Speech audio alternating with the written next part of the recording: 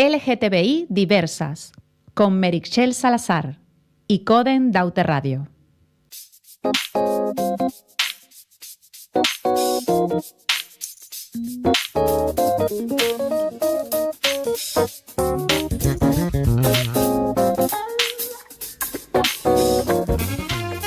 Muy buenas tardes a todos, todas, todes quienes hoy nos escuchan para hablar aquí en Coden Daute Radio, nuestro programa LGTBIQA+, el programa de los colectivos de Tenerife.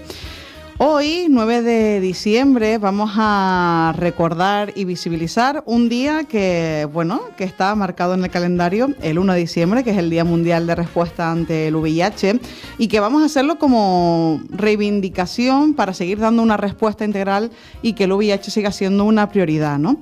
El VIH estos días ha estado muy en la palestra en medios nacionales y también ha estado como muy en boca de todes, quizás no con la rigurosidad científica que se debería en estos tiempos, ni tampoco con esa perspectiva social, que es un poco también lo que venimos a abordar hoy aquí, pero bueno, desde Coden Daute Radio y desde este programa, pues consideramos que el VIH, que no es solo un dato ni una fecha en el calendario, que vamos a hablar de derechos hoy, de salud pública, de educación, de acceso a tratamiento, pero sobre todo de esa lucha contra el estigma que aún persiste en nosotros. Vamos a alzar esa voz para decir que la información salva, ¿no? Y que una sociedad pues justa no deja a ninguna persona atrás. Para ello, me acompaña hoy para hablar de VIH, tenemos a Xavier Egíbar, que ya ha estado aquí con nosotras en otras ocasiones para hablar precisamente del proyecto Espacio Cero, un proyecto de diversas, y también nos acompaña Axel Laserna. He estado pensando muchísimo cómo poder presentar a estos dos personajes que tengo aquí conmigo en la mesa hoy, pero la realidad es que estos chicos hacen de todo, entre Xavi, que es podcaster y que tiene ahí un podcast maravilloso, que es agente de salud y que aborda desde hace 10 años, está en el activismo para reivindicar y estar al lado de la defensa de los derechos de las personas con VIH, y a Axel Laserna, que es un poco de todo. Él es una performance en sí mismo, pero aparte de ello también es médico y también es artista de variedades, voy a decir. Yo creo que lo define muy bien. Sí, ¿no? Es muy ambiguo, pero certero. Creo que me definiste bien. Perfecto. Bueno, en esto, como les comentaba al inicio, sí es verdad que durante estos días hemos visto un montón de información en la tele y en los medios debido a unas declaraciones, en este caso de Eduardo Casanova en La Revuelta, que han puesto el VIH en el foco de mira de algunos medios y también en el foco de mira a nivel social, y quizás las personas que también nos estén escuchando ahora lo hayan visto, quizás en la tele, quizás en La Revuelta, quizás lo han leído en algún periódico porque ha salido en estos días, y estaría como guay contextualizar un poco el por qué ha salido tanto en los medios y qué podemos arrojar nosotras desde aquí, desde Coden Daute Radio, un poquito de información al respecto, ¿no? Empiezas ya el programa muy, muy potente. No vamos a dar puntadas. Abriendo melones para variar desde el inicio, porque ella no se anda con chiquitas. Vamos a ver. Antes que nada, muchas gracias por darnos la bienvenida una vez más aquí, Mary. No es la primera vez, efectivamente, que hablamos de VIH en Coden Daute Radio, y es un placer volver para seguir dando la turra con el mismo tema, pero creo que efectivamente hay que seguir haciéndolo, porque más allá de que el VIH sea, como todos sabemos, una condición clínica total y absolutamente controlable desde el ámbito clínico, sí que el estigma y el rechazo y la discriminación que rodea todavía esta infección, que produce esta infección, sigue afectando muchísimo a la calidad de vida de las personas que viven con este virus. Entonces, con la excusa del Día Mundial del SIDA, del Día Mundial de la Respuesta ante el VIH-SIDA, está muy bien que nos invites y sigamos hablando de ello. Como te he dicho, efectivamente, vivir con VIH es perfectamente gestionable en el ámbito clínico. Es, de hecho, a día de hoy más gestionable que cualquier otra, muchísimas condiciones clínicas crónicas. Sin embargo, la gente no dice con tanta facilidad que tiene VIH, ¿no? Precisamente por ese estigma. Recientemente, el actor y director Eduardo Casanova fue a un programa de televisión en televisión española, La Revuelta, donde reivindicó precisamente esta evidencia científica, ¿no? Que una persona que vive con VIH y que toma tratamiento y que tiene la carga viral indetectable, es decir, que tiene el virus desactivado en el organismo gracias al tratamiento, no lo puede transmitir. Esto es verdad. Esto es algo que se conoce, es una evidencia científica que se conoce desde hace unos cuantos años ya y que está respaldado por estudios científicos que han efectivamente estudiado a miles de parejas serodiscordantes, donde una parte tenía VIH y la otra no, donde tenían sexo desprotegido y donde no ha habido ni una sola transmisión, ¿no? Es decir, cuando decimos con la boca llena que cuando una persona con VIH en tratamiento y tiene carga viral indetectable no transmite el virus, es porque realmente es así. Lo que ha sucedido es que Eduardo Casanova luego a lo mejor dio algún dato impreciso que algunos medios, a lo mejor que tenían manía a este chico, han aprovechado para atacarle y para atacar también esta evidencia científica que te acabo de nombrar, ¿no? Y precisamente para lanzar, han aprovechado para lanzar mensajes estigmatizantes y mensajes que niegan de manera frontal esta evidencia científica, lo cual nos obliga a las personas que trabajamos en el ámbito del VIH y que nos movemos en el activismo del VIH a alzar la voz una vez más para desmentir todos estos bulos y para desmontarlos, aportando una vez más datos científicos que respalden la evidencia de indetectable igual a intransmisible. Claro, todo esto, bueno, para las personas que quizás no estamos tan familiarizadas con el activismo en VIH y que quizás todo esto técnico se nos escapa, quizás hay alguien preguntándose en casa que esta diferencia que estamos haciendo ahora mismo de VIH-Sida, el por qué y cuál es la diferencia entre una y otra, ¿no? Así que no sé, Axel, si tú nos puedes dar respuesta. Tengo algo que decir, 2, 3, pues respondo sí. otra vez. Efectivamente. Bueno, ¿qué tal? Buenas tardes primero, encantado de estar aquí. Nada, un poquito, bueno, cosas básicas, en plan, VIH, ¿vale? Sería el virus de la inmunodeficiencia humana, ¿vale? Es decir, como tal es un virus.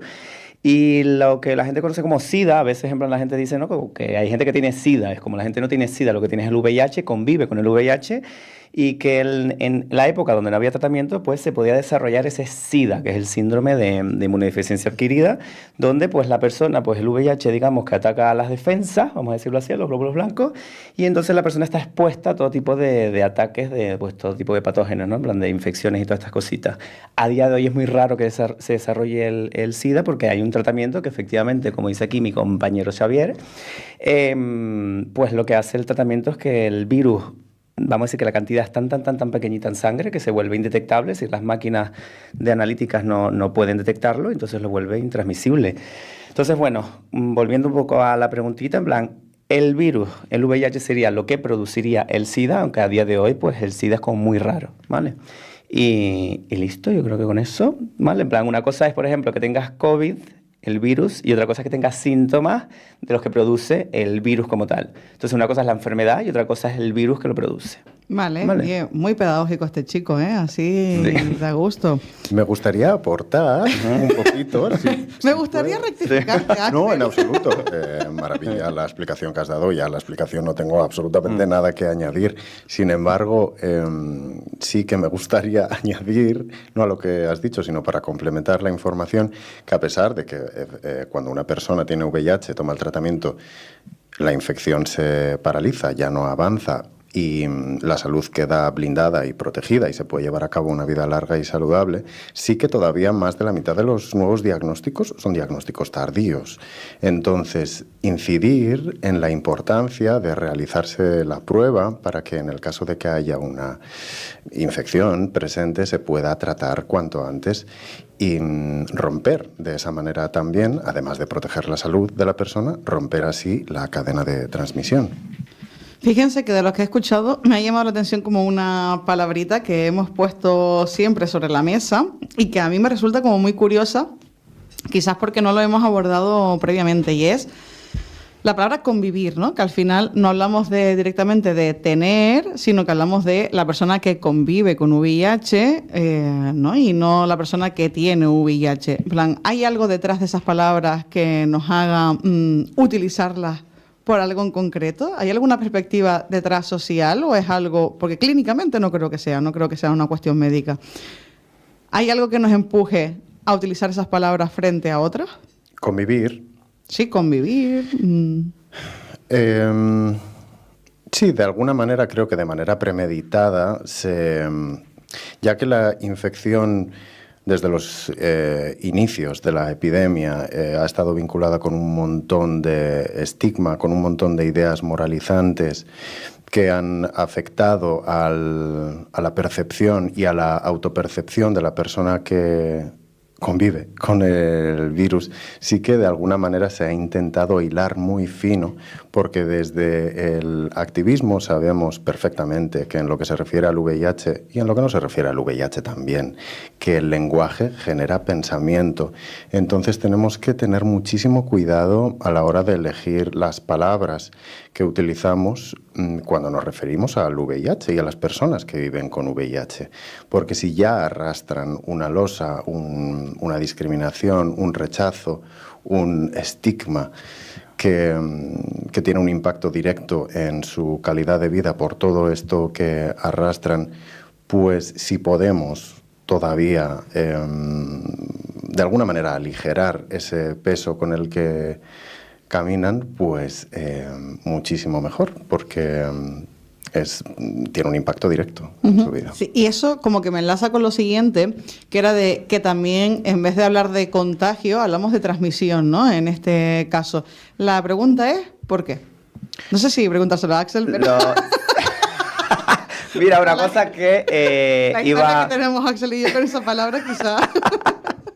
Que sí, es importante una cosa que iba a comentar, claro, desde la perspectiva de las asociaciones y demás y de todas las personas que trabajan con el VIH, es verdad que hay una perspectiva social, ¿vale? Creo que esta perspectiva social es una cosa que carece en general, voy a decir, no voy a señalar a todo el ámbito sanitario, pero en el ámbito sanitario pues se peca bastante de la parte social, pues no trabajarse, ¿no? Hablamos de términos biomédicos, hablamos de estadísticas, hablamos de contagios y todas estas cosas, y entonces digamos que lo que son las palabras no las solemos cuidar desde el punto de vista, es decir, esa carga emocional que tiene el lenguaje no lo solemos tener en cuenta.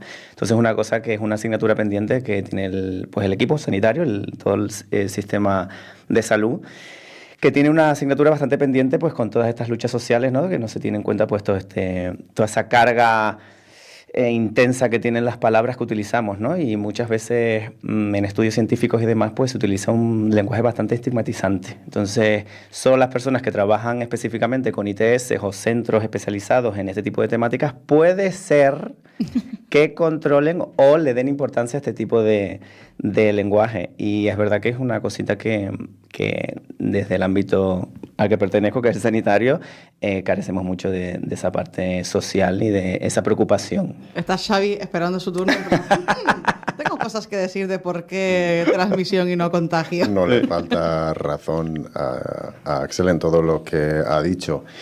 Pero contestando a tu pregunta, al final el VIH es una infección producida por un virus, como todo el mundo sabe, que no se transmite como se puede transmitir cualquier otro virus. No se puede transmitir como se transmite la COVID, no se puede transmitir como se transmiten otras infecciones producidas por un virus, ¿no? De alguna manera no está fuera de nuestro cuerpo humano, no es algo que se pueda transmitir de una persona a otra por un estornudo, por compartir utensilios, por ir en la misma guagua, es decir, el VIH no se contagia, el VIH se transmite a través de prácticas muy concretas que se sabe ya cuáles son desde hace muchísimos años y que siempre se produce de manera que el virus no deje el cuerpo humano de alguna manera, ¿no? Pasa de un cuerpo a otro siempre de manera que no salga al exterior. Entonces es fácil de prevenir y es fácil de conocer cómo se transmite y cómo no. Entonces, creemos que la palabra contagio ya de por sí genera una especie de rechazo en la palabra que lo escucha, ¿no? Como una especie de instinto primario de querer alejarse. Y que es algo también, perdón Xavi que te corte, que también a mí la palabra contagio me da la sensación de que es como más viral, ¿no? De que es en plan de automático, de que rollo estoy contigo, comparto espacio y de repente tengo COVID. Claro. Sin habernos tocado, ¿no? En plan, solamente por el aire que estamos respirando y de que me tosas en la cara. Claro. No sucede así con el VIH. Exacto, no sucede así ni mucho menos. Como te he dicho, se transmite a través de prácticas muy concretas y creemos que la palabra transmisión o transmitir es muchísimo más sutil y además más veraz y que se adecua más a la realidad del VIH, que es que se transmite a través de prácticas concretas y no es algo amenazante como tal, ¿no? Y que se puede hacer vida perfectamente normal con personas que viven con VIH sin que suponga ninguna amenaza para la persona, entre comillas, ni mucho menos. Claro, es que eso realmente son cosas que a día de hoy seguimos desconociendo, pues muchas personas, ¿no? Y que hay muchos prejuicios que parece que hemos asumido, porque tengo la sensación también, yo no sé si a ustedes les pasa, que vivimos como en una pequeña burbujita, por así decirlo, donde la gente de nuestro entorno está sensibilizada quizás con el tema y conoce más sobre el VIH, pero que luego hablas con otras personas que nada tienen que ver ni con el activismo, ni tampoco con las asociaciones o que abordan esta temática de forma directa y sigue habiendo prejuicios sobre, por ejemplo, el tema la saliva, ¿no? O compartir vaso con alguien, algo que ya quedó en los 80, por así decirlo, que debería de haber quedado ahí, como que a día de hoy todavía desconocemos un poco. No es solo una cuestión de que no nos hayamos informado, sino que tampoco es el ambiente en el que nos movamos, ¿no? Que mucha gente quizás que nos está escuchando puede decir, es que esto lo estoy escuchando por primera vez, no sabía que había avanzado tanto. Yo hace poco hablaba con mi familia de los antirretrovirales y no eran conscientes también de que eso ya existía hasta el punto de que y era igual ahí. Entonces, es como, wow, toda esta información a la cual estamos dando cabida hoy aquí es súper importante porque realmente vivimos como en mini burbujitas, ¿no? Y luego cuando las explotamos vemos que hay otras realidades. Así que retomando un poco todo esto, hablando no solo de la parte de la transmisión, como decía Xavi, sino también incluso de la calidad de vida que afecta, se me ocurren como dos cuestiones quizás que sería importante así abordar entre nos. La primera es un poco esos avances, ¿no?, científicos que llegan hasta ahora y que esa necesidad de que las personas que conviven con VIH tengan esa adhesión al tratamiento, ¿no?, y en qué consiste un poco, para ver qué onda, ¿no?, para la gente que nos está escuchando y que no lo sepa. Y también estaría guay como abordar la pregunta que a mí me nace quizás escuchando es ¿por qué entonces, teniendo toda esta información clínica, científica, real, social, veraz sobre la mesa, estamos hablando tanto de VIH y de tantos casos y se sigue a día de hoy dando positivos en VIH? En plan, ¿qué es lo que sucede? ¿Qué es lo que está fallando en el sistema? Es una pregunta bastante amplia, grande y que podemos estar aquí horas hablando. Tenemos tiempo. Pero bueno, pero sí. Dos partes, no, ve tú si quieres saber. Dos partes. Saber quién empieza. Claro, pero primero estabas hablando del tratamiento y en plan en qué consiste y todas estas cositas. Si quieres, cuento un poquito yo eso resumido. Venga. En cuanto al tratamiento del VIH, es verdad que cuando empezaron los tratamientos y demás eran, digamos que muy agresivos y es verdad que pues atacaban a la persona, la salud y demás y bueno, lo que hacían era como alargar un poquito la esperanza de vida. A día de hoy el tratamiento es una pastilla diaria que se toma la persona. En general no tiene grandes efectos secundarios, en plan, se podrían mirar un par de cositas, pero la persona cada 6 meses más o menos, si ya está controlada, se puede hacer una serie de revisiones y se mira en plan el hígado, el riñón, un par de cositas para ver si está afectando el tratamiento. Pero en general no suele tener grandes efectos secundarios. La persona con esa pastillita diaria, en plan, digamos que controlaría pues la carga viral en su sangre, si la cantidad de virus que tiene en sangre, y un poco lo que comentaba Xavier hace poquito, pues eso, la esperanza de vida es exactamente igual que una persona que no convive con VIH, y en el día a día, pues la persona no digamos que hay gente que hasta que no recuerda que lo tiene, porque como que lo tiene tan interiorizado, porque no afecta a su vida diaria. Entonces, a día de hoy, pues, en ese aspecto, la parte médica, en plan, está todo controlado. Pero como decía Xavier, y bueno, un poco en general... Claro, pues, esta pregunta quizás es la que más melón nos va a traer. Efectivamente, la siguiente. Pues como es la segunda y quizás es la que más melón nos trae, vamos a hacer pues una pausa aquí para la publicidad, ¿no? Y luego empezamos a hablar sobre este melón. Lo que sí, vamos a llevar tarea de casa, por así decirlo. Y es que vamos a reestructurar toda esta info bastante bien. No vaya a ser que luego estemos aquí peleándonos quién empieza y quién no. Así que, bueno, seguimos después con esta gran pregunta y nos vemos en un ratito en Icodem Daute Radio en este programa LGTBIQA+. Hasta ahora. Bueno. Icodem Daute Radio, FM 91.4, FM 92.8 y también emisión online. Una radio para todo el norte de Tenerife con denominación de origen desde la comarca de Icodem Daute.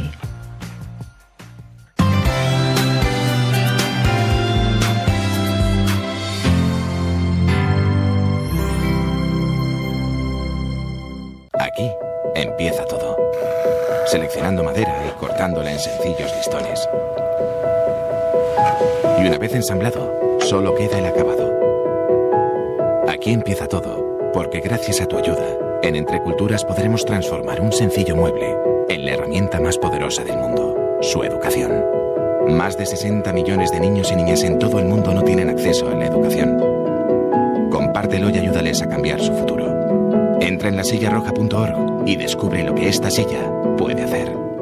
En Turismo de Islas Canarias trabajamos por un turismo sostenible y responsable. Un turismo que repercuta en el bienestar de la ciudadanía canaria, que garantice la sostenibilidad medioambiental y que mejore la competitividad de nuestra economía. Un turismo que, en definitiva, sitúe en el centro a la ciudadanía, la sostenibilidad y la competitividad del archipiélago. Descubre cómo lo hacemos en turismodeislascanarias.com. Turismo de Islas Canarias. Gobierno de Canarias. ¿Te has fijado en nuestras papitas arrugadas? 100% natural.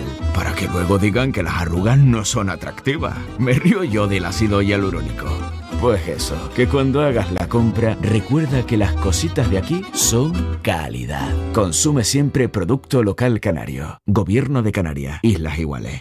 Tacoronte celebra la Navidad por todo lo alto. Cultura, deporte, tradiciones y la gran feria de atracciones en la Plaza de la Estación, con entrada gratuita presentando tickets de compra del comercio local. Juntos en Navidad, en la ciudad de los regalos. Tacoronte. Más info en tacoronte.es. ¡Felices fiestas! Icodem Daute Radio, el mejor medio de comunicación comarcal para tu publicidad. Por 40.000 canarios que malviven en pobreza severa, el 17 de diciembre, Telemaratón. Unidos les vamos a ayudar. Colabora donando alimentos, productos básicos para bebés y niños, juguetes nuevos, artículos de aseo personal, ropa y calzado, en los puntos autorizados que puedes consultar en mirametv.com o llevándolos el 17 de diciembre al Banco de Alimentos en Mercatenerife. Colabora Icodem Daute Radio. Tú también puedes dejarlo. El programa de ayuda al fumador ha acompañado a más de 60.000 personas que han recibido apoyo para abandonar el tabaco y así mejorar su calidad de vida. Salud Pública. Protegemos tu bienestar. Servicio Canario de Salud. Gobierno de Canarias. Para encontrar gente necesitada, ya no tienes que salir del continente. Tampoco tienes que salir de tu país. Para encontrar gente necesitada, ya no tienes que salir de tu ciudad, ni siquiera de tu calle. La crisis está afectando a muchas personas cerca de ti. Necesitamos tu ayuda. Colabora con el 902 33 99 99 o en tu Cáritas diocesana. Cáritas, una sociedad con valores, es una sociedad con futuro. Piensa en los tomatitos de aquí. ¡Qué olorcito más bueno! Con ese colorcito rojo intenso y bien llenitos de nutrientes y sabor.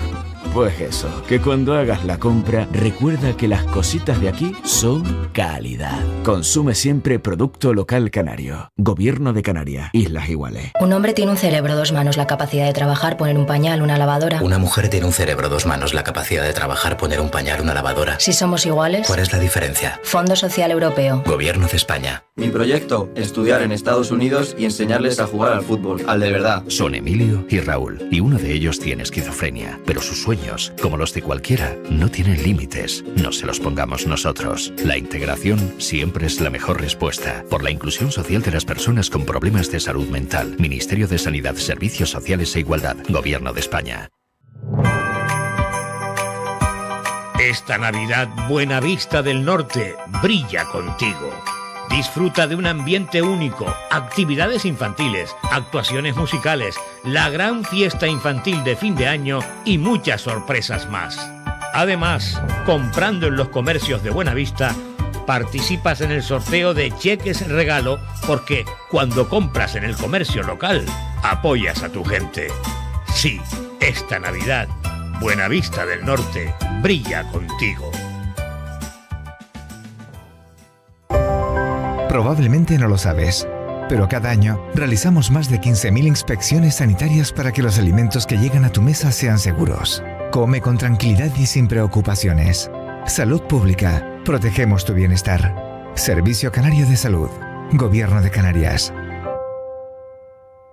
LGTBI diversas. Con Meritxell Salazar. ICODEN Daute Radio. Pues seguimos aquí en ICODEN Daute Radio, en este programa LGTBIQA+, y nos quedábamos con un melón sobre la mesa bastante importante. He de decir, para las personas que nos están escuchando, que hemos incluso debatido y discutido, me atrevería a decir, sobre cómo se va a empezar y cuáles son los múltiples factores que está Xavi en plan, Dios mío, ¿por qué? No. ¿Por qué nos hemos metido en esto hoy? No, en absoluto. Solo que me encantaría tener una respuesta simple y corta para lo que acabas de escuchar y... La vida nunca puede ser simple y corta, Xavi. A veces sí. Bueno, Pero en este caso no hay una respuesta corta, ¿no? Y simple. Creo que es multifactorial, creo que es una respuesta muy compleja y que entran muchos factores en juego cuando hablamos de por qué sigue habiendo más transmisiones, ¿no? Principalmente, bueno, por echar o poner unas razones sobre la mesa, creo que también puede ser que sea porque por mucho que tengamos toda esta información y toda esta evidencia científica en parte tranquilizadora encima de la mesa, como te he dicho, la gente no se lo acaba de creer, la gente, esta información no se acaba realmente de interiorizar, ¿no?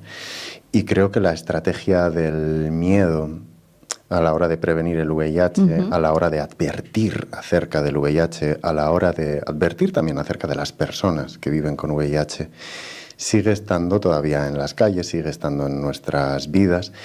Y el miedo es muy poderoso y el miedo es un enemigo muy potente en esto de prevenir el VIH. El miedo impide que la gente vaya a hacerse la prueba. El miedo impide que la gente comparta con otra gente que tiene VIH. El miedo, de alguna manera, contribuye a que el virus siga avanzando, porque quien tiene el VIH, si tiene un diagnóstico, lo más normal es que tome el tratamiento y que, en consecuencia, se rompa la cadena de transmisión. Es por ello que desde Naciones Unidas, desde ONU-SIDA, de cara al 2030, hay unos objetivos establecidos.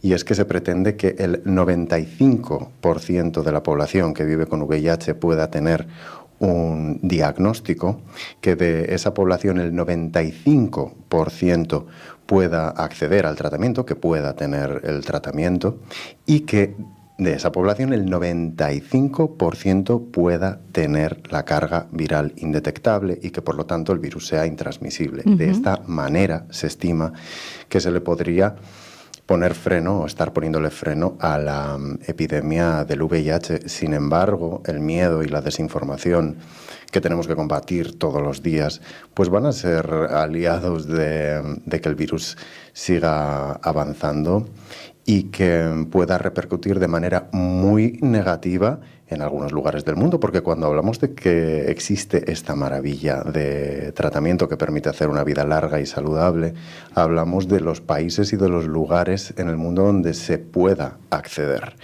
al tratamiento. Hay lugares en el mundo todavía donde esto es un tabú, hay lugares en el mundo donde no se puede acceder al tratamiento y hay lugares en el mundo donde se está retrocediendo mucho en derechos.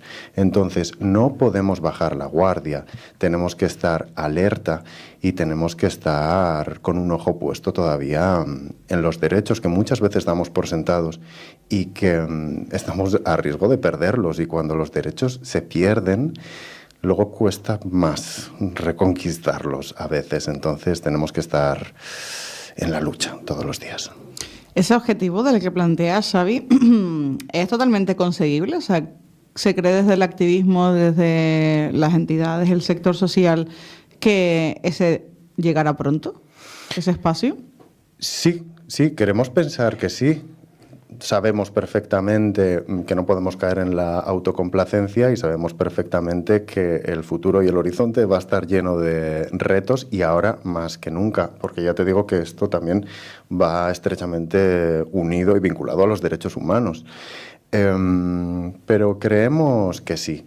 Sin embargo, no podemos bajar la guardia y sobre todo cuando hablamos de el VIH, que sigue siendo algo que causa muertes en el mundo y que para poder conseguir una situación de discriminación cero y muertes cero a causa del VIH-Sida todavía tenemos que recorrer un camino, pues lleno de obstáculos y dificultades, pero que yo creo que podemos transitar en colectivo. Muy bien.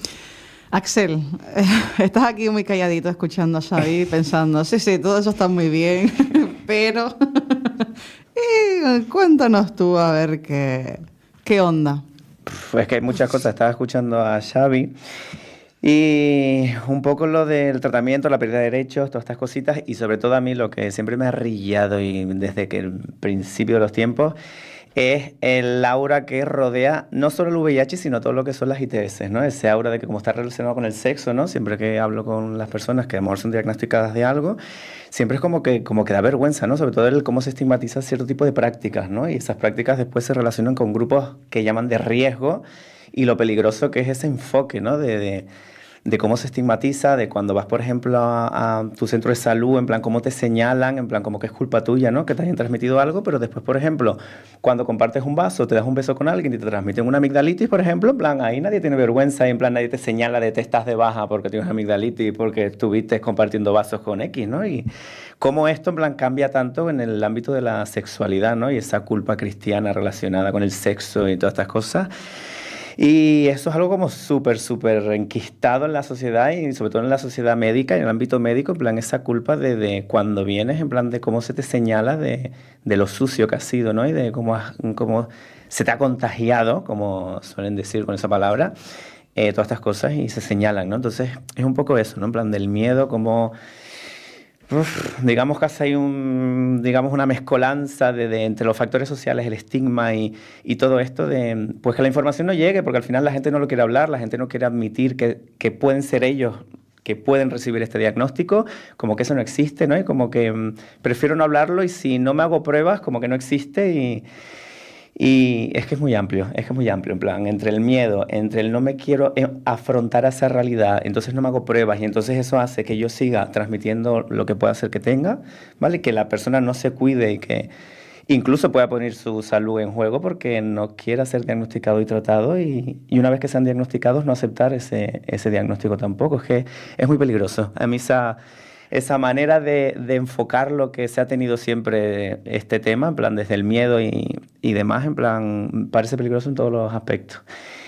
Y más cosas, ¿qué quieres más que te diga? Meritxell, podría seguir hablándote de más cositas y más enfoques y... Nadie te ha parado por el momento. Vale. Ya me encargaré yo de hacerlo cuando llegue la hora, pero... Y bueno, aparte de la desinformación y que hay gente que directamente pues no le interesa la información, sobre todo ahora, yo que sé, que he dado como charlas y demás a diferentes sectores y tal, pues me doy cuenta pues que a veces pues no les interesa o que directamente como piensan que no pertenecen a ese grupo de riesgo. Claro, que es algo ajeno también, que no les va a pasar, ¿no? Efectivamente, ¿no? Como que se relaciona siempre con hombres homosexuales y a pesar de que es verdad que la epidemia empezó con hombres que tienen sexo con hombres y en general se habla de que la transmisión y la incidencia del VIH en específico pues es mayor por el tipo de prácticas que mantienen los hombres que tienen sexo con hombres, es más frecuente. Es verdad que a día de hoy pues en España pues se sabe que ahora mismo... Claro, esto es súper importante porque, wow, yo creo que hay muy poca gente que también o sea, claro, hay un reduccionismo aquí histórico que es de asociar directamente por maricones, ¿no? Esto es así, es una realidad. En plan, vale, VIH es igual a mariconismo puro y duro. Pero que esa prevalencia esté en hombres que mantienen sexo con otros hombres es debido a un factor concreto, no es porque sean maricas.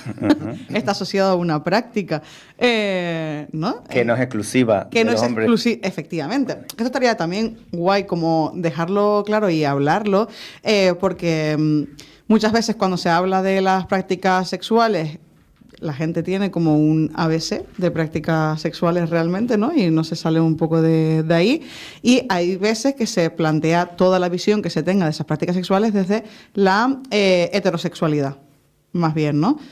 Entonces, ¿por qué en este caso la mayor prevalencia es de hombres que mantienen sexo con otros hombres? ¿Cuál es esa práctica de riesgo que conlleva? ¿Y por qué otras prácticas de riesgo, o sea, otras prácticas sexuales, perdón, no son de riesgo como esta sí? Y así lo dejamos un poco, lo ponemos sobre la mesa y podemos hablar en plata, ¿no? ¿Bien? Veo caras de... Sí, no. ¿Qué me estás contando, Merichel? Claro que sí, sí. Solo que haces preguntas que implican un desarrollo, obviamente. Efectivamente, no, es que no Pero vinimos bueno, aquí a ver una película, ¿sabes? Efectivamente. Vinimos a hablar. Lo sé, y sé que no venimos tampoco a contestarte con monosílabos, que tenemos que hablarte de cositas. En esto tampoco existe una fórmula exacta de por qué el colectivo de hombres que tienen sexo con otros hombres es uno de los históricamente más condicionados por el VIH o atravesados por el VIH. Hay muchos factores que van desde los más orgánicos o biológicos de alguna manera, que tienen que ver con las penetraciones anales que conllevan o supone que ponen a la persona en una situación de más vulnerabilidad que, por ejemplo, a otra que pueda practicar sexo vaginal, porque la vagina pues está más lubricada, es más elástica, es decir, la mucosa anal es más absorbente. Bueno, hay factores como muy, muy biológicos, y hay otros que van hasta, pues hasta ámbitos más estructurales o sociales, que tienen que ver más con la violencia que ha recibido el colectivo y que les ha puesto también, que nos ha puesto en una situación de más vulnerabilidad, ¿no? Dentro del ámbito sanitario, dentro de lo social, dentro de, bueno, a la hora de relacionarnos con nosotros mismos, ¿no? Que lo hemos hecho también pues de la manera en la que hemos podido y como hemos podido, y muchas veces desde la criminalización de nuestras identidades y de nuestra manera de ver y vivir la vida y de vivir nuestro sexo, ¿no? Que muchas veces se ha hecho desde la clandestinidad, desde las cuatro paredes de que aquí no nos vean, ¿no? Nuestra sexualidad no puede ser mostrada, tiene que ser invisibilizada porque es una vergüenza, y nuestras prácticas también lo son, ¿no? Entonces, si a esto se le añade otro estigma, como puede ser el que tenía el VIH, es cuando se forma ahí un cóctel molotov, una bomba explosiva que hemos podido gestionar de aquella manera. Te quiero decir, la respuesta es muy compleja. Hay muchos factores que han influido en que el colectivo de hombres que tenemos sexo con otros hombres seamos los más afectados por el VIH. Tu pregunta iba dirigida, perdóname, porque ahora de repente se me ha ido la olla. Estabas preguntando de por qué se ha estigmatizado el colectivo. Siempre al colectivo de hombres que mantienen sexo con otros hombres, en este caso al colectivo, porque la gente quizás también nos está escuchando hablar de HSH y está flipando, en plan, ¿por qué no decir básicamente que son gays o homosexuales? Bueno, claro, pues porque hay hombres que tienen sexo con otros hombres que no tienen por qué ser gays. También pueden ser bisexuales o personas o hombres con otras orientaciones sexuales que simplemente tengan sexo con hombres o que tengan prácticas con otros hombres. Es decir, eso es muy amplio.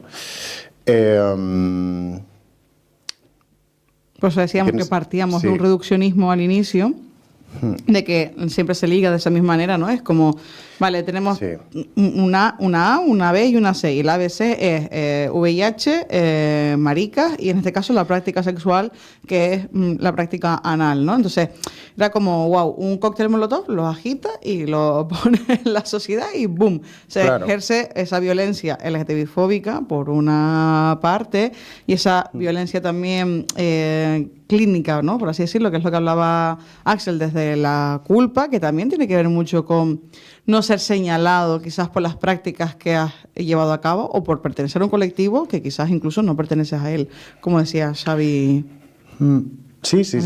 No, la ciencia y los años han demostrado que en lo que a VIH se refiere no existen los mal llamadísimos grupos de riesgo, existen las prácticas de riesgo. Y el sexo anal tampoco es un monopolio, entre comillas, del colectivo HSH, ni muchísimo menos. Todo el mundo tiene un culo, hablando mal y pronto. Perdónenme, oyentes de Icoden Daute Radio. Pero esto es así y se ha criminalizado muchísimo al colectivo. Sin embargo, como bien apunta Axel, el VIH también atraviesa a otras personas que no transgreden la cis-heteronorma, pero sí se ha castigado de manera especial al colectivo y a las personas que han transgredido esa hetero-cis-norma, ¿no? O cis-heteronorma, porque, bueno, era como una manera de decir, mira, ¿no ves?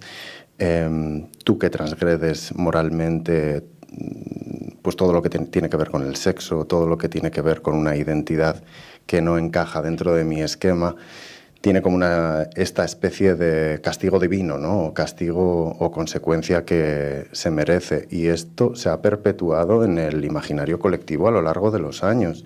Y es lo que ha estigmatizado también al colectivo, ¿no? Se han estigmatizado y criminalizado identidades, prácticas y maneras de vivir y sentir la vida. Se ha estigmatizado la frecuencia sexual. Sí.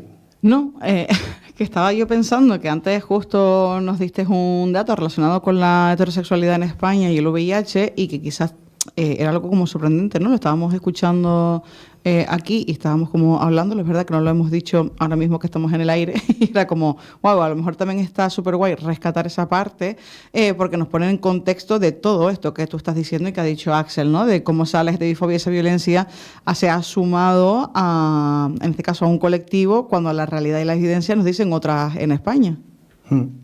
Sí, así es. Los últimos datos indican que más de la mitad de las nuevas infecciones se dan dentro de las personas que se identifican como heterosexuales. Siempre se han dado, incluso a día de hoy, más de la mitad de las nuevas infecciones en el colectivo de los hombres que tienen sexo con otros hombres, también porque siempre ha habido más prevalencia dentro del colectivo por los motivos mencionados y porque por mucho que tengamos muchísima más información y seamos más conscientes de que, bueno, pues hemos sido y somos una población en situación de vulnerabilidad frente al VIH, por una vez, hablando mal y pronto y de alguna manera simplificándolo mucho, por una vez que no nos pongamos el condón o por una vez que nos expongamos al VIH o no utilicemos otra estrategia de prevención, pues de alguna manera vamos a tener más probabilidades de que se nos pueda transmitir. Ay, me acaba de venir a la cabeza, chicos, es que yo no sé si ustedes lo han visto, pero a mí me pareció el otro día como entre fantasía, tristeza y en plan, wow, ¿qué está pasando en esto, no? Y es un pibe, un influencer que estaba en una premiere de cosas, ¿no? Con más influencers, entonces iban pasando influencers, ¿no? Lo típico. Entonces él grababa un reel y le preguntaba a la gente que venía, oye, ¿qué harías si tu pareja tiene, por ejemplo, ADSL? Iba cambiándole el nombre, todo el mundo sabía que estaban hablando de VIH, pero la realidad es que nadie nombró la palabra VIH, solo se nombró ADSL, VHS y no sé qué. Y todo el mundo era como en plan, pues tendría que hablarlo con mi pareja, ¿no? Porque esto es muy complicado, claro, es que no podría estar con esa persona. Todo era un rollo como muy estigmatizante y ahí yo dije, wow, esa burbujita de la que hablaba antes, ¿no? Si la gente ni siquiera a la hora... O sea, ADSL, hermano, que somos generación Z. Un rote. Sí. Es que eso era como... nadie sabe lo que es la ADSL, ¿qué pasa? Solo lo vivimos nosotras. Está claro que esas influencers son demasiado pequeñas como para recordar esa parte. Pero que hay... O sea, literalmente la pregunta estaba ahí, obviamente en el aire se sabía de qué se estaba hablando y todo era cargado de prejuicios puro y duro, de bueno, tendríamos que verlo, tendremos que sentarnos, claro, es que no, ¿cómo vamos a...? Y es como, vale, por un lado, estos vídeos, lo que me hacen a mí es como seguir generando ese estigma, ¿no? Realmente, porque tú lo cuelgas ahí, pero me imagino que las personas que conviven con VIH ven ese vídeo y de repente dicen, wow, ¿no? Flipa el dolor que me puede causar cuando lo que yo estoy escuchando escuchando es rechazo en algo que ni siquiera es la palabra, pero que se da por hecho en el contexto de que es esa. Y la segunda es el desconocimiento, ¿no? De esta información que estamos recibiendo hoy y de que estamos hablando entre nosotras es como, wow, eso no ha llegado ni siquiera a las personas que tienen un altavoz como las influencers o que se presuponen que son mucho más jóvenes, que tienen que estar más en la onda. Entonces yo flipaba. Hubo solo un pibe, solo uno que dijo en plan VHS, bueno, pues yo tenía la sirenita y tenía luego, no sé, o sea, que siguió obviamente la misma temática, pero era como impactante, ¿no? De mínimo de escuchar. Entonces, ¿qué estamos haciendo también a nivel de información? No es que estamos haciendo, porque tampoco creo que debamos culparnos todas nosotras, porque bastante estamos haciendo en nuestros círculos, sino cómo podemos romper precisamente ese bucle, ¿no? Axel, me estoy apoderando del micrófono. No, es que claro, yo cuando veo este tipo de vídeos lo que me hace ver es el que no se puede parar, el que hay que seguir trabajando. Es decir, el activismo y todo lo que es dar información sobre ITS, VIH, VHS, ADSL, es una cosa constante. Es verdad que a veces es desmotivador porque señores, con toda la información que hay, con lo accesible que está todo, pero bueno, ¿no? Lo que dice ahora, que estamos como hiperinformados, y tanta información no canalizada y no puesta en el punto que tiene que ponerse, pues a lo mejor pues incluso como al final se emborrona y se pierde entre todo lo que tenemos en el día a día. Entonces al final es seguir trabajando y sobre todo en plan, no tanto las personas jóvenes, porque al final son jóvenes, entonces esas personas jóvenes tienen que ser formadas por alguien. Entonces ese alguien son las personas mayores que sí que tenemos que formarnos, ¿no? En plan, claro. Yo me centro en la parte docente, en la parte sanitaria, en plan de que tenemos que formar a esa gente para que después se naturalice en las infancias y todo esto desde pequeños, en plan de... Porque se hable todo esto con naturalidad pero es que si las personas mayores no saben, es decir, mayores, eso es mi madre, parece que estoy hablando de personas de 80 años, en plan... Sí, las personas que no son... De repente ha dejado de ser un pibito a ser una persona jubilada. Octogenaria. No. Lo que me refiero es personas pues adultas que no conocen, que desconocen a pues todos los tratamientos que hay del VIH. ¿Cómo se transmite el VIH? En plan, que todavía en plan se vayan a hacer charlas y que las profesoras de las clases donde se dan las charlas se hagan una pregunta de si se transmite por saliva y me digan verdadero. Digo, pues hace falta trabajo, es motivante, pero a la vez también como que, digamos que aviva como la llama de hay que seguir luchando y hay que seguir hablando todo esto, porque es que no se puede parar en la lucha del VIH. Y me consta, Axel, que en ese no parar en esa lucha, ustedes estuvieron una semanita intensa en un lugar de esta isla dando información a tope, vamos, con todo. Cuéntenme, porfi, de qué ha sido esa semana, dónde han estado, por qué se hace esa semana. Axel acaba de superar en plan, Dios mío, más información no. No fue por la desinformación que también vimos que había, que era como wow, y situaciones que nos enfrentamos también. Bueno, pongo en situación, en plan, debido, a colación del Día Mundial con la lucha contra el VIH-Sida, en plan... Perdona, porque eso también es como muy gracioso, porque tampoco es que haya un nombre fijo, ¿no? Es decir, cada persona está poniéndole como el... El más aceptado, a pesar de que cause controversia, es el Día Mundial del SIDA.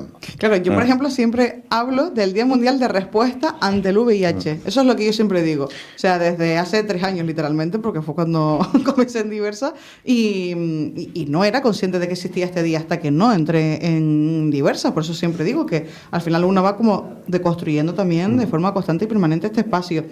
Pero literal es que yo siempre he dicho Día Mundial de Respuesta del VIH, pero luego he visto que, por ejemplo, CESIDA dice Día Mundial ante el SIDA, contra el SIDA. No, Día Mundial del SIDA se sigue. Día Mundial del SIDA. Axel acaba de decir otra cosa totalmente diferente. De la lucha contra VIH-Sida. Exacto. Sí, o sea, hay un montón de maneras. Variedad. Sí, se sigue conservando todavía la palabra SIDA también porque, bueno, es lo que se utilizaba y cómo se le llamaba a esto en los 80. Como muchos oyentes de Icoden Dauter Radio, me encanta dirigirme a los oyentes. Eres muy locutor tú, ¿eh? Y bueno, y porque en última instancia también es lo que causa este virus, ¿no? Y sigue todavía causando en el mundo, a pesar de que una vez diagnosticado se pueda llevar una vida perfectamente normal, pero recordemos, como he dicho al inicio del programa, que más de la mitad de las nuevas infecciones son también diagnósticos tardíos. Axel, ¿quieres decir algo? Y que también el quitar la palabra SIDA, que estamos en digamos una visión un poco eurocentrista, que a nivel de África, en plan, es verdad que todavía sigue habiendo casos de SIDA, que la gente sigue muriendo de SIDA. Entonces, a lo mejor quizás no quitar esa palabra también un poco incluye la lucha global. Yo creo que no hay que no se me desvíen. Vale, sí, ¿Qué sí, tal sí. esa semana? Sí, correcto. Ellos les hago una pregunta y empiezan a divagar. Claro, porque luego se olvidan. ¿Qué tal esa semana? Pues ha sido muy intensita. ¿El por qué se ha hecho esa semana? ¿Dónde han estado? Se ha hecho a raíz de, bueno, pues una de las actividades vinculadas al 1 de diciembre. Lo hemos hecho dentro del evento Ruta Yo Trabajo Positivo, una iniciativa de Trabajando en Positivo, que es una entidad que trabaja por los derechos de las personas que viven con VIH y promoviendo entornos laborales libres de estigma y discriminación, porque el VIH, como ya hemos comentado, afecta a la calidad de vida de las personas que viven con el virus en distintos ámbitos, en distintas áreas de la vida. Puede ser en el área social, en el área familiar, en el área, por supuesto, o en la esfera afectivo-sexual y también en la esfera laboral, ¿no? En lo que se refiere al trabajo y las personas con VIH, como no podía ser de otra manera, gozan de unos derechos que, bueno, pues que muchas veces se les vulneran, ¿no? Porque sigue habiendo rechazo, sigue habiendo discriminación y, bueno, pues nuestra presencia allí estaba de alguna manera justificada porque estábamos, entre otras cosas, impartiendo y... Sí, compartiendo información en torno a los derechos de las personas con VIH en el ámbito laboral. Muy bien, ¿y qué tal fue esa desinformación, Axel? Cuéntame, que antes iba a decir desmayó, pero no, porque era un bostezo, tampoco era bostezo, era exasperación. Dios mío, no me salía la palabra. Bien, hubo gente que se acercó en plan con interés, en plan, y de verdad que quería conocer la iniciativa. Después había gente que se sorprendía, como a día de hoy, pues todavía pues podía haber discriminación simplemente por tener VIH. Es verdad que hubo gente que se acercaba, pero después también hubo gente que se acercaba un poco, no sé cómo calificarlo, un poco de una forma no respetuosa, quizás, en plan con lo que estábamos haciendo y con muchísimos prejuicios de todo y... Claro, la gente se acercó con muchísima desinformación, con vergüenza también, es decir, con todos esos factores que en realidad desde el inicio del programa están ahí detrás como trasfondo o como hilo conductor, como respuesta de todas las preguntas que nos está haciendo Meritxell. Es decir, esto sigue todavía perpetuándose, el miedo sigue perpetuándose en el tiempo. Y el VIH también, porque todavía tenemos problemas a la hora de abordar lo íntimo. La sexualidad nos sigue dando vergüenza, sí, nos sigue dando miedo. Creo que es un miedo, perdóname, primario del ser humano a quedarnos solos. Nadie quiere quedarse solo, sola o sole. Nadie quiere terminar así, ¿no? Entonces todos y todas tenemos un miedo a que nos rechacen y a que no nos quieran, a que nadie quiera estar con nosotros, a que nadie quiera intimar con nosotros, y eso nos produce un miedo tan atroz que nos bloquea, y todo lo que tiene que ver el VIH, cuando uno lo proyecta sobre sí mismo o sobre sí misma, le crea un cortocircuito mental, ¿no? Y es lo que le crea ese rechazo de, vale, esta información existe, pero ahora me está abrumando, no la quiero procesar, mejor la voy a aparcar en esta gaveta, que no tenga nada que ver conmigo, porque en realidad mi cabeza va a encontrar mil excusas y razones para que no tengan que ver conmigo, y no lo abordo, y ahí está, como esa cosa que tienen que ver con los demás, ¿no? Y nada más lejos de la realidad. El VIH nos atraviesa a todos, porque en los más de 10 años que llevo trabajando en prevención del VIH, no hay absolutamente nadie que tenga una vida sexual activa, que utilice preservativo o que haya utilizado todas las estrategias de prevención del VIH para todas las prácticas, todo el rato y con cualquiera. Entonces, todos hemos estado expuestos al VIH. En plan, dilo. Es que en realidad es súper importante también decirlo porque muchas veces creemos que estamos exentas de ello y es necesaria esa concienciación. ¿Concienciación? ¿Sí? ¿Conciencia? Sí. Lo que sea, whatever. Sí. Vale, dicho esto, en el tiempo que nos queda y después de hablar, concienciar, reivindicar y sobre todo informar en relación al VIH, hay una cosa muy importante y es que fue el 1 de diciembre el Día Mundial de Respuesta ante el VIH, el Día Mundial del SIDA, el Día Mundial contra no sé cuánto dijiste tú. Entonces, frente a todo esto hay un manifiesto común que ha lanzado CESIDA, en este caso, la Coordinadora Estatal de VIH-SIDA. ¿Y les parece si lo leemos y nos vamos con este manifiesto reivindicando todo eso que desde CESIDA pues han organizado y expuesto? Son 3 paginitas. Adelanto desde ya. Te escuchamos con atención. No, vamos a leer una cada una. Ah, sí. Claro. Ponte las gafas, Xavi. Voy a buscarla. Como persona miope te entiendo totalmente, así que vamos a ir a tope con esto. Axel, empieza tú, mi amor. Empiezo yo, venga. Sí. Vamos a ver. Venga, vamos para allá. Te escuchamos atentamente. Comunidad Derechos y Vida Digna. Hoy, 1 de diciembre, con el lema Comunidad Derechos y Vida Digna, nos unimos para conmemorar el Día Mundial del SIDA.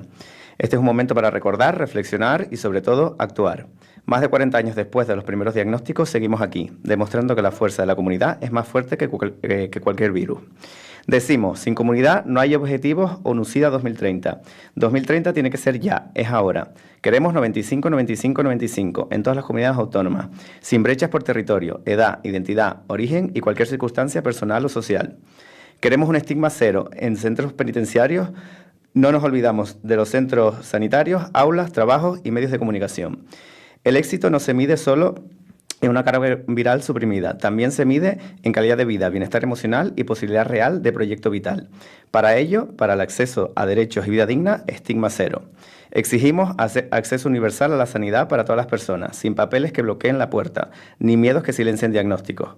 Reclamamos prevención combinada real, PrEP sin barreras, PEP disponible sin obstáculos, autotest y cribaron primaria y en dispositivos comunitarios, campañas basadas en evidencia y liderazgo de los centros comunitarios allí donde más falta hace, en la calle, en los barrios, en lo cotidiano.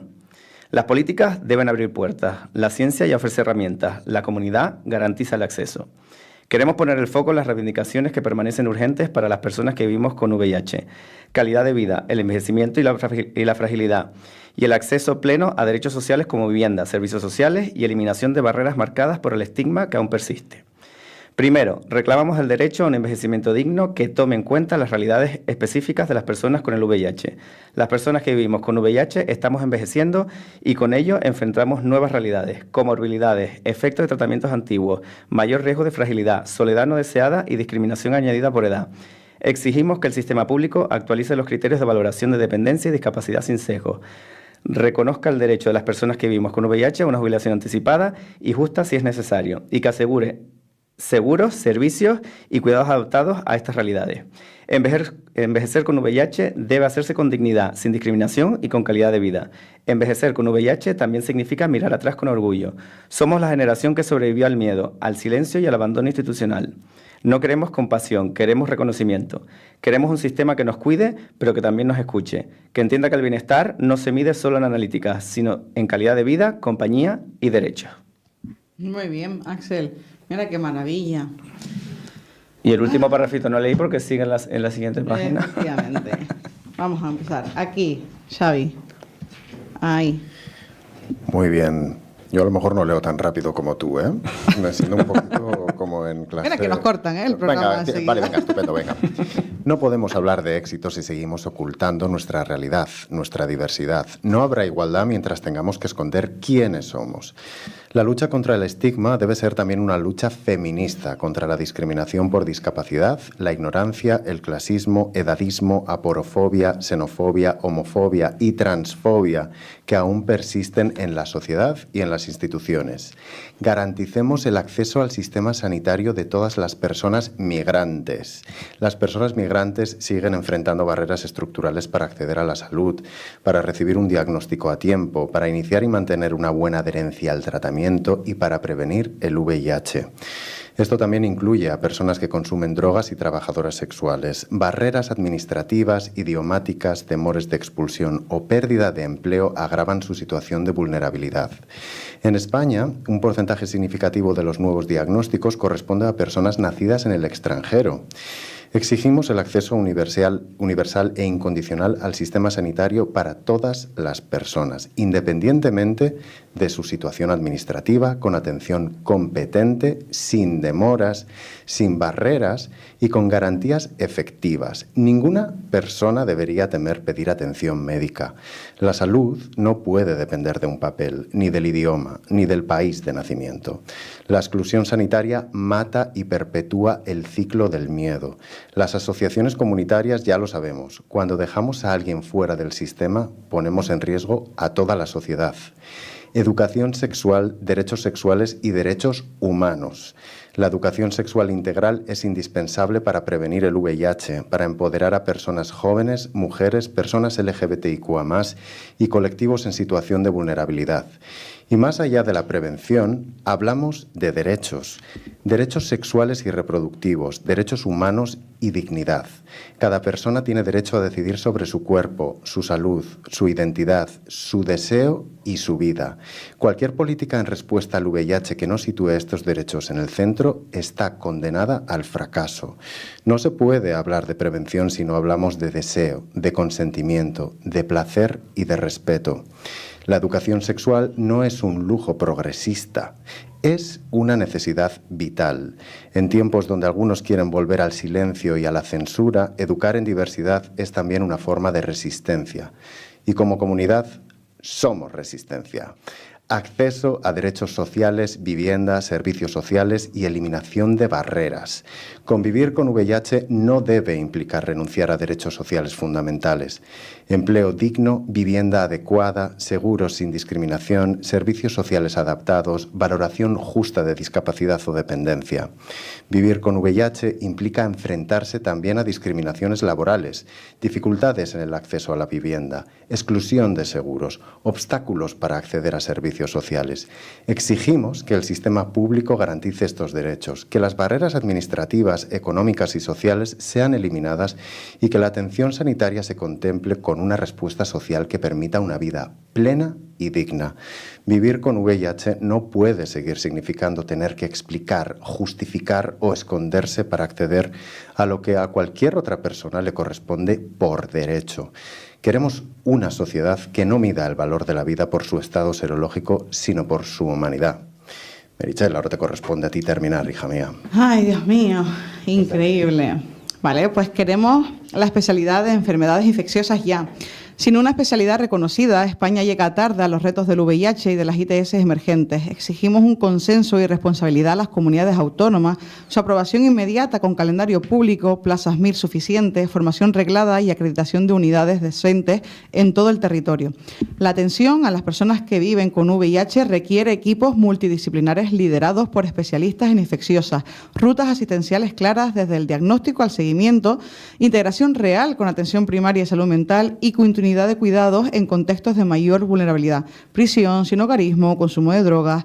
Sin especialistas formados y estructuras robustas no habrá 95, 95, 95, ni reducción del diagnóstico tardío, ni acceso equitativo a la PrEP, PEP, autotest o innovación farmacológica. No es un capricho, es salud pública, equidad y derechos. Hoy hacemos un llamamiento a los gobiernos municipales y autonómicos, al Gobierno de España, a los ministerios competentes, al sector sanitario, industria farmacéutica, sociedades científicas, sindicatos, partidos políticos, a la sociedad civil y a todas las organizaciones implicadas que intensifiquemos nuestros esfuerzos para que todo esto pueda propiciar un cambio y tener un impacto y evitar las posibles nuevas infecciones del 2026. No podemos esperar al 2030, necesitamos una respuesta inmediata. Recordamos a las personas que han fallecido en esta epidemia, por todas las personas que viven con VIH y que desean vivir sin estigma, sin miedo y sin barreras, por un futuro en el que convivir con VIH signifique simplemente poder vivir plenamente. Queremos vida digna ya. Hechos, presupuestos, políticas valientes y responsables. Queremos una respuesta que ponga a las personas en el centro, no al virus. Hoy, comunidad, derechos y vida digna. Compañeros, maravilloso poder terminar con este manifiesto. Muchas gracias a los dos por haber hecho esta pedagogía que hoy han puesto sobre la mesa. Así que, Axel, gracias. Gracias a ti. Xavi, muchas gracias por venir otra vez. Gracias a ti, Michelle. Y nada, nos vemos en el siguiente programa en Icoden Daute Radio para seguir hablando de las cuestiones LGTBIQ+. Muy bien, un besito fuerte. Un beso, hasta luego.